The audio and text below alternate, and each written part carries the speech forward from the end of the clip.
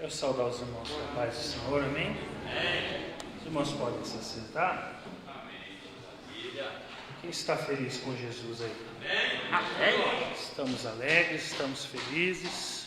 Mais um culto de louvor, de adoração ao Senhor. Ouvir mais uma palavra nessa noite. Deus, Ele venha falar conosco, amém?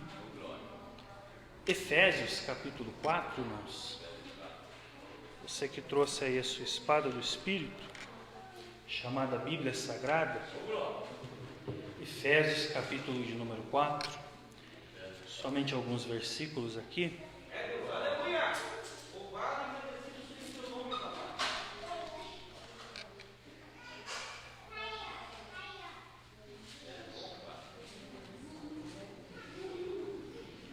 Vou ler a partir do versículo de número 11, amém?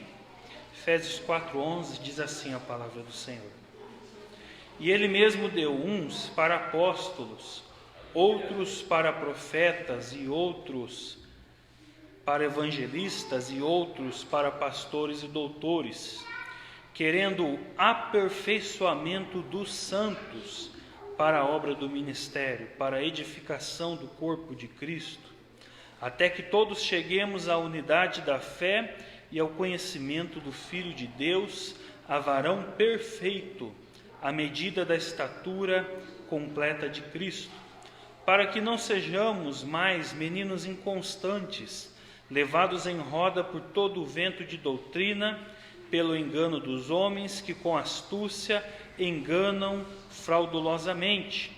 Antes, seguindo a verdade em caridade, crescemos em tudo naquele que é a cabeça, Cristo, do qual todo o corpo, bem ajustado e ligado, pelo auxílio de todas as juntas, segundo a justa operação de cada parte, faz o aumento do corpo para a sua edificação em amor. Amém? Glória a Deus. Essa aqui é a palavra do Senhor nessa noite, né? A palavra do Senhor aqui nessa noite, ela fala aqui de maturidade cristã, né? Do aperfeiçoamento dos santos, que é um processo muito difícil, né? Nós sabemos que todos os crentes estão em processo de reforma, né? Desde o dia que você entregou a sua vida para Jesus, Jesus ele iniciou uma obra na sua vida. E esta obra ela não tem fim, viu? Ela começa nesse dia que você entrega a vida para Jesus e ela vai até o dia que o Senhor te arrebatar. Aleluia, glória a Deus. A Bíblia fala de um aperfeiçoamento dos santos. Isso soa estranho, né? Soa um pouquinho estranho, né? Porque quando se fala em santidade, em santo, as pessoas imaginam que é perfeito, né? Nós vemos através da palavra de Deus que ser santo não é ser perfeito, né? Ser santo é uma coisa, ser perfeito é outra. Esse processo de aperfeiçoamento é Deus quem faz nas nossas vidas, né? Começa desse dia que se aceita Jesus, um aperfeiçoamento na vida de todos os crentes, tá? É claro que Deus deu uns para apóstolos, outros para profetas, outros para pastores e doutores, mas Deus ele tem um aperfeiçoamento para a vida de cada um de nós. Cada um de nós vai passar a partir de agora a ser moldado, né? Passa por um molde, né? A gente lembra do profeta Jeremias quando viu ali na casa do oleiro aquele homem amassando barro, moldando, fazendo vaso. Daqui a pouco o vaso se quebra e ele vai e faz um vaso novo, não é assim? Aleluia! Então Deus está fazendo um vaso novo na vida de cada um de nós. Aleluia! Eu lembro de quando Deus ele chama Abraão, ele diz para Abraão assim: Abraão, sê tu uma bênção. Aleluia! Glória a Deus! Então, o primeiro chamado que o crente recebe na vida é para ser tu uma bênção, viu? Seja você uma bênção na sua casa, seja você uma bênção na sua família, seja você uma bênção no seu trabalho, por onde quer que andares, sê tu uma bênção. Aleluia! É o primeiro passo aí do aperfeiçoamento dos santos, né? Nós vivemos num mundo hoje, irmãos, em que tudo é um conforto, em que tudo é normal, né? Hoje em dia, nesse mundo, tudo é normal. Você vê isso pela televisão, você vê isso pelas músicas que tocam no rádio, pela programação, né? Pelas coisas que passam na televisão. O mundo dá a entender que tudo é normal, né? Mas na vida do crente não é dessa forma. O crente foi chamado para ser santo, né? A Bíblia diz: sede santos, porque eu, Senhor, sou santo. Aleluia. O segundo chamado que o crente tem na vida dele é para ser santo. O que significa ser santo? Ser santo tem o sentido de ser separado, não o sentido de ser perfeito, né? Ser separado para viver agora uma nova vida diante de Deus, né? Porque o santo, crente deste mundo, ele vive neste mundo, mas ele vive à parte deste mundo, viu? Aleluia. O crente, ele vive neste mundo, mas ele não pratica as coisas que este mundo pratica, ele não fala as coisas que este mundo fala, ele não vive as coisas que este mundo vive, porque fomos chamados para ser santos. Aleluia. Glória a Deus. Nesse processo de aperfeiçoamento, né? A Bíblia fala que nós temos que chegar ao conhecimento do Filho de Deus e a varão perfeito, né? Tem uma tradução que diz assim, que é plena varonilidade. Sabe o que é plena varonilidade? Quem tem filhos aqui vai entender, né? Você tem um filho aí de 10 anos, 12 anos, dependente da idade, né? Você fala para ele assim: olha, pega essa caixa aqui. Talvez ele não pega, porque ele não aguenta ainda o peso dessa caixa, né? Porque ele ainda não chegou àquela plena varonilidade. Ele ainda não chegou àquela idade que ele tem já um pouquinho de músculo, um pouquinho mais de força para poder pegar essa caixa e carregar, né? Isso vale para o físico, né? E para a mentalidade também, viu? A mentalidade do crente também é diferente, né? A Bíblia diz que não podemos ser como os meninos inconstantes, levados por todo o vento de doutrina, né? Mas o crente, ele tem que ter uma maturidade, e Deus trabalha isso na vida do crente, viu? Nós vemos na vida de Adão, quando ele foi tentado no Éden, ele caiu no Éden, né? Adão foi tentado no Éden, no jardim de Deus, no jardim do paraíso, e lá ele caiu em pecado. Já tem pessoas que foram provadas no deserto, tentadas no deserto. Jesus foi tentado no deserto e Jesus foi aprovado. Então nós vemos que não é o lugar que faz a pessoa, não é o lugar que faz a pessoa, é Deus, é a palavra de Deus, é a oração, é a busca contínua da pessoa que vai fazer quem ela é. Então, trabalho não influencia ninguém, escola não influencia ninguém, o lugar que você mora não deve te influenciar. Devemos ser influenciados pela palavra de Deus, porque a palavra de Deus, ela traz essa plena varonilidade. É a palavra de Deus que traz esse aperfeiçoamento, né? O Espírito Santo vai trabalhando no coração do crente, e o crente, ele vai amadurecendo, né? Quem já é um pouquinho mais antigo na fé, né? Eu não me digo antigo, né? Eu aceitei Jesus em 2011. Eu não me digo antigo, né? Mas tem gente aí que tem 20 anos de Assembleia de Deus, né? Bastante tempo aí na fé, né? Quem já é mais antigo na fé vai entender o que eu estou falando. Porque quando você estava no começo da sua caminhada, você passou por determinadas lutas, né?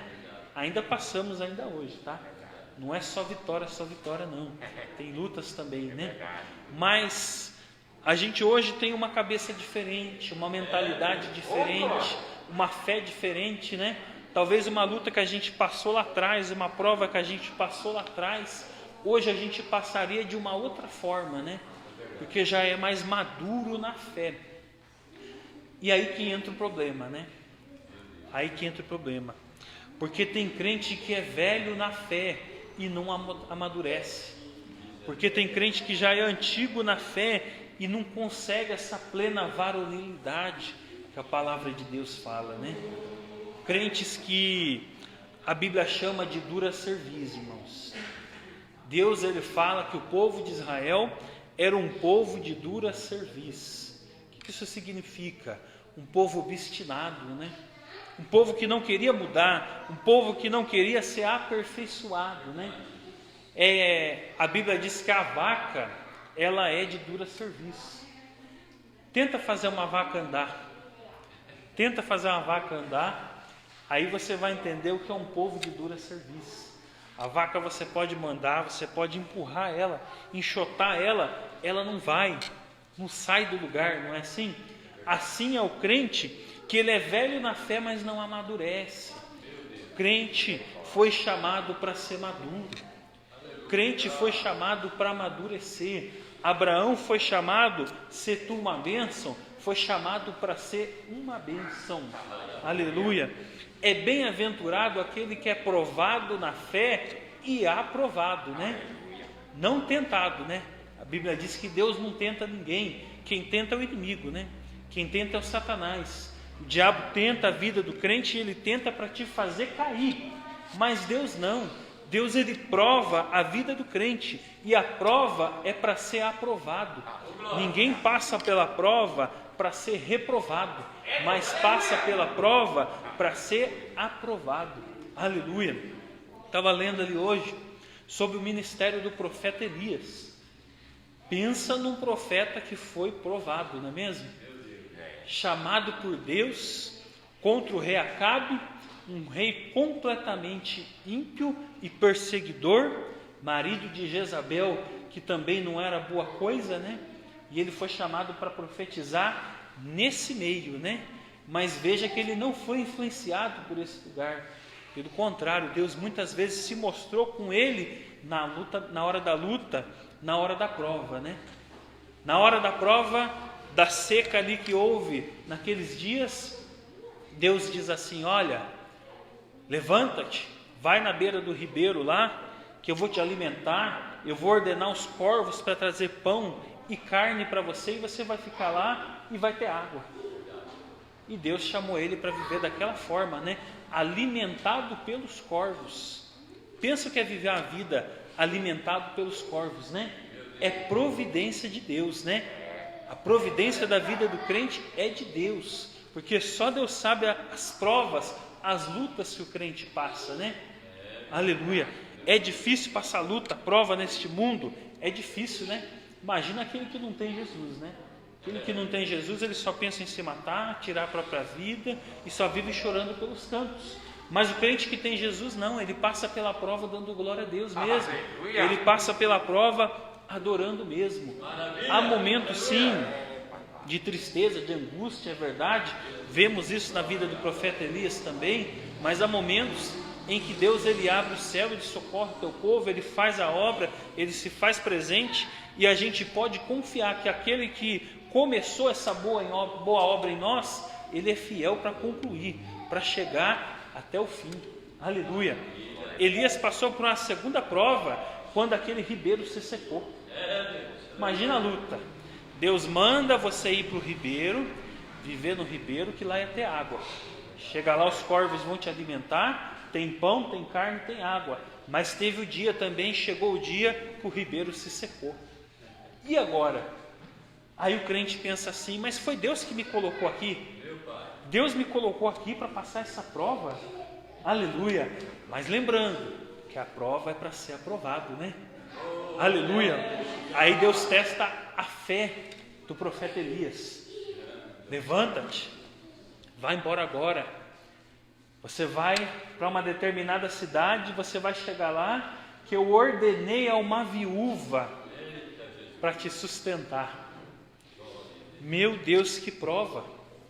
Você sabe que é uma viúva sustentar alguém naqueles tempos, irmãos? Que hoje em dia a viúva é abençoada, né? A viúva recebe a pensão do marido, se era aposentado, recebe a aposentadoria, vive bem de vida, né? Mas naquele tempo não tinha esse amparo, não. Naquele tempo a viúva passava era estreito, porque ela não tinha ajuda de ninguém. E se fosse igual essa viúva aqui de Serepta, que tem o filho pequeno, o filho não pode sustentar a mãe, como que vive essa viúva agora? E Deus prova Elias, né? Porque disse para ele: a viúva vai te sustentar. Aleluia. É a mesma coisa assim, irmão. Se Deus levanta alguém para profetizar sobre a sua vida e fala para você assim: olha, você vai lá na Praça do Relógio. Você conhece? Não conhece? Quem é mogiano aqui sabe. Vai lá na Praça do Relógio que eu ordenei um mendigo para te sustentar. É a mesma coisa que Deus disse para Elias. Imagina a prova, a luta, a provação que aquele homem passou. Mas ele foi, né? Ele confiou na palavra de Deus e ele foi. E quando o crente vai e confia na palavra de Deus, aí é que Deus abre o céu. Aí é que Deus move a terra mesmo e abençoa a vida do crente. Chega lá, a Bíblia diz que a viúva estava catando cavaco. Que coisa estranha, né? A viúva devia estar catando lenha de eucalipto. Uma lenha boa, né? Mas estava catando cavaco. Ela tinha um pouquinho de farinha na panela, um pouquinho de azeite na botija, não é assim que diz a palavra? E ele disse para ela assim: olha, vai lá e me traz água. Ela foi buscar água. Aí já disse para ela assim: olha, me traz pão. Ela: pão? Pão, meu Senhor, na prova que eu estou, na luta que eu estou, não tem pão não. Não tem pão não. Tem vezes na vida do crente que o pão vai faltar, viu? Tem vezes que Deus vai provar um pouquinho. Um dia eu perguntei para um irmão assim: olha, irmão, ovo é mistura? Chuchu é mistura? O irmão me disse assim: olha, ovo não é mistura não, ovo é acompanhamento. Aí eu falei para ele: irmão, acho que você nunca passou luta na vida não. Você não passou pela prova ainda não, irmão. Você não passou pela prova ainda. Ovo ainda vai virar mistura na sua vida. Chuchu ainda vai virar mistura, né? Quem já comeu chuchu aqui? Você gosta de chuchu? Se tem uma coisa que eu nunca comprei no supermercado é chuchu, irmão. Chuchu não tem gosto de nada. Chuchu você tem que fazer ele com carne moída, com salsicha, com alguma coisa para dar um gosto. Não tem gosto. Saladinha? Você já passou prova. Aleluia. Tem momentos que não tem pão, mas ela tinha a farinha, tinha o azeite, e ela confiou em Deus, confiou na palavra do profeta, porque quando Deus diz, Ele não volta atrás. Quando Deus Ele dá a ordem, se Ele precisar abrir o céu, Ele vai abrir o céu. Aleluia, glória a Deus. E o profeta disse para ela: a farinha da panela não se acabará, o azeite da botija não faltará até o dia que o Senhor dê chuva sobre a terra. Aleluia. E não faltou.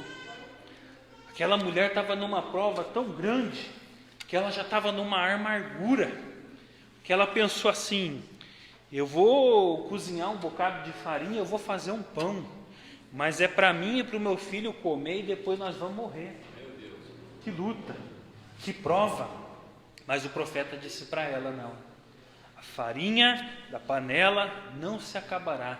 E a Bíblia diz que não se acabou até o dia que houve chuva na terra. Aleluia, glória a Deus. Eu lembro de um momento da minha vida que eu passei uma prova muito grande, uma luta muito grande, desempregado, minha esposa desempregada também, e com a mulher grávida em casa, irmão. Então, irmão, imagina a luta que era, né? Um dia o gás acabou. Eu estava numa luta tão grande que eu não sabia o que era comprar um botijão de gás. Porque quem já passou pela prova sabe que você não precisa comprar um botijão de gás. Tem lugar que se você falar assim: eu quero 10 reais de gás, eles vendem. Se eu quero 20 reais de gás, eles vendem aquele botijão com um palmo de gás, 20 reais. E muitas vezes era dessa forma que eu comprava. Mas chegou o dia que acabou, não tinha mais meios de comprar. Aleluia. E eu falei para um irmão, o irmão nos abençoou, né? Um pastor nos abençoou, nos deu um botijão de gás. Aquele botijão de gás novo, cheinho, né? E fui ali passando pela prova e dando glória a Deus, né? Porque não pode murmurar. Tem aquele hino que diz assim, em vez de murmurar, canta, né? Experimenta fazer isso na sua vida para você ver, viu? Então, em vez de murmurar, o crente vai cantando, né? Aí eu te pergunto, quanto tempo durou aquele botijão de gás? Se eu te falar, você não acredita, né? Quanto tempo durou aquele botijão de gás? Durou mais de 6 meses, irmão. Chegou o tempo que o botijão de gás secou. Sabe quando você balança o botijão de gás e não tem mais nada? O botijão de gás estava desse jeito. Você balançava, não tinha nada, mas podia acender o fogo que ele estava pegando. Aleluia. Aquele botijão, ele durou até o dia que eu voltei a trabalhar. Trabalhei aquele mês inteiro, recebi o salário para ter condições de comprar. Durou até eu ter condições de comprar outro. Aleluia. Muitas são as lutas, irmãos, as provações que o crente passa. Muitas são as aflições do justo, mas o Senhor os livra de todas. Aleluia. Aonde há um problema, há uma oportunidade de Deus resolver o problema. Aonde há uma porta fechada, há uma oportunidade de Deus abrir uma porta. Aonde há uma enfermidade, há uma oportunidade de Jesus curar. Para tudo nas nossas vidas, Deus ele tem um propósito. Aleluia. Deus te chamou para viver um propósito específico. Deus sabe a obra que Ele tem na sua vida. Eu sei que tem momentos da nossa vida que é difícil ter fé. Não é todo dia que a gente tem fé. A Bíblia diz que o justo viverá pela fé, sim, mas é de fé em fé. Ou seja, é aos pouquinhos, é caminhando.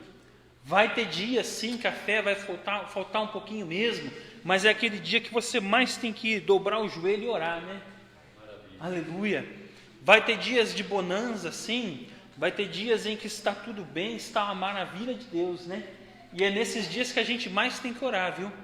Porque a hora de fazer depósito para o dia mau é no dia bom. É a hora de fazer reserva, né? De encher as lamparinas é no dia bom, né? Se você não está passando pela luta, pela prova, ora em dobro, viu? Ora em dobro, a hora que a luta se levantar, aí o crente já está preparado, já está armado, já está mais amadurecido na fé.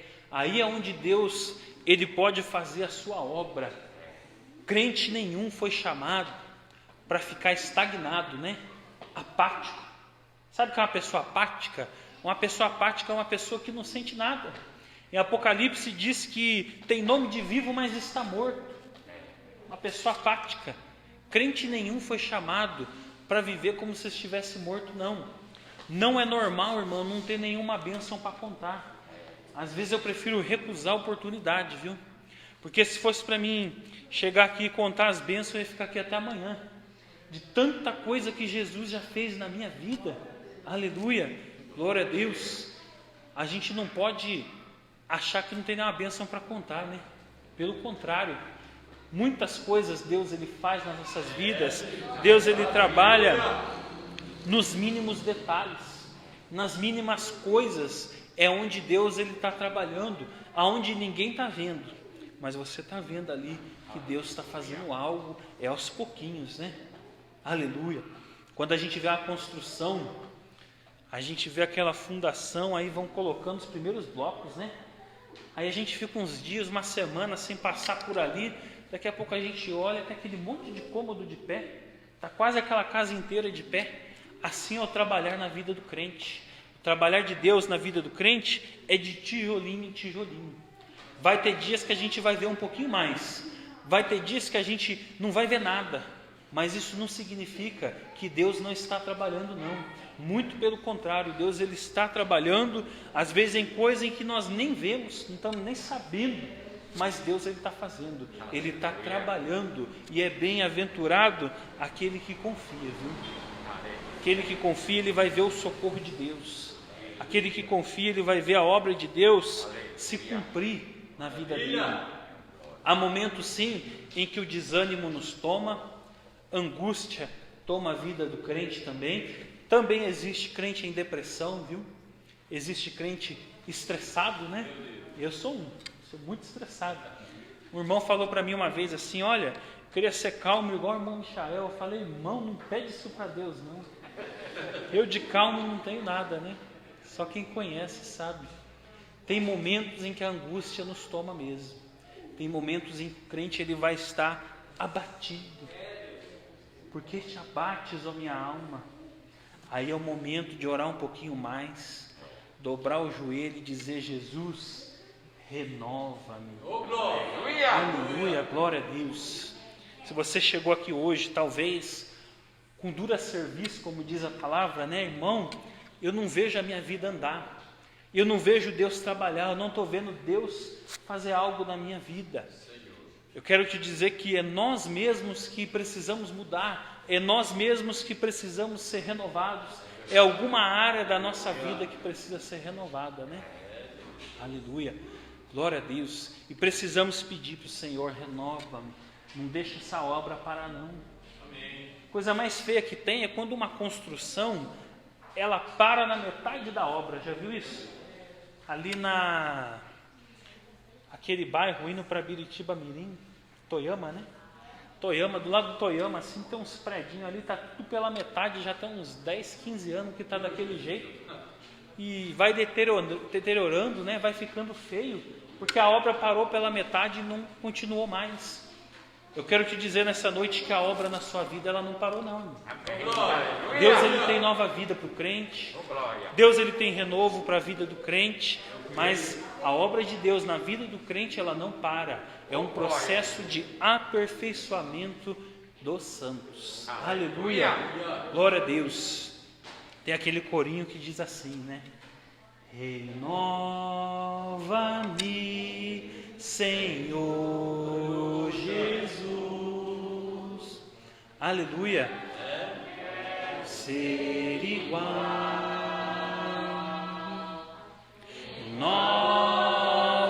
Renova-me, Senhor Jesus.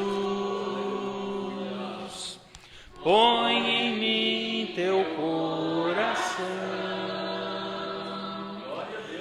porque tudo que há dentro de mim necessita ser mudado, Senhor, porque tudo que há dentro do meu coração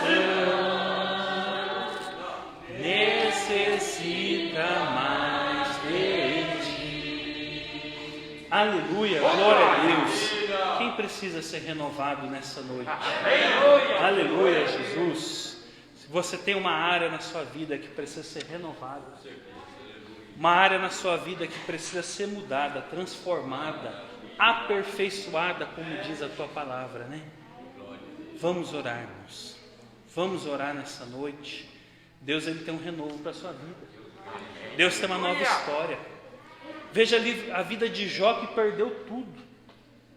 Seu trabalho, a sua família, as suas posses. Mas no 42 de Jó lá diz o que? Deus virou o cativeiro de Jó. Deus deu novos filhos, nova família para Jó. Deus deu novas posses para Jó. A Bíblia diz que o seu último estado se tornou melhor do que o primeiro. Ele tinha mais no último estado do que antes de perder tudo. Porque Jó, ele não perdeu tudo, sabia? O que Jó perdeu foi bens materiais, foi saúde, foi família. Mas Deus, ele nunca perdeu não. Deus, ele nunca perdeu não. Deus sempre foi com ele. Aleluia. Eu preciso ser renovado, viu? Se tem alguém que precisa ser renovado, vem aqui na frente nessa noite. Vamos orar e Jesus vai renovar essa área da sua vida que precisa ser renovada, precisa ser mudada, precisa ser aperfeiçoada. Vem aqui na frente e vamos orar que Jesus vai renovar.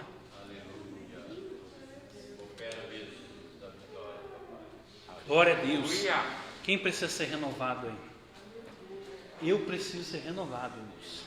Renovo de Deus pode ser na hora, pode ser um processo diário, um processo, né? Pode ser, porque aperfeiçoamento não acontece da noite para o dia não, viu? Aperfeiçoamento envolve uma constância, envolve uma obra, envolve um estudo, né? Ver aqueles engenheiros constroem um carro, um veículo, e aperfeiçoa isso daqui, daqui a pouco muda aquilo dali, daqui a pouco muda esse outro aqui. A hora que vai ver, chega naquele projeto final, né? Deus tem um projeto na vida do crente. Esse projeto ele tem que chegar em algum lugar. Ele não para no meio do caminho, não. Amém? Maravilhoso Deus, eterno Pai, eis aqui o teu povo, Senhor, nesta noite, as nossas vidas, que necessitamos, Senhor, do teu renovo nessa noite, do teu renovo diário, renovo na vida espiritual, na família, no casamento, nos filhos. Necessitamos, Senhor, de Ti, do teu toque, do teu Espírito Santo, meu Pai.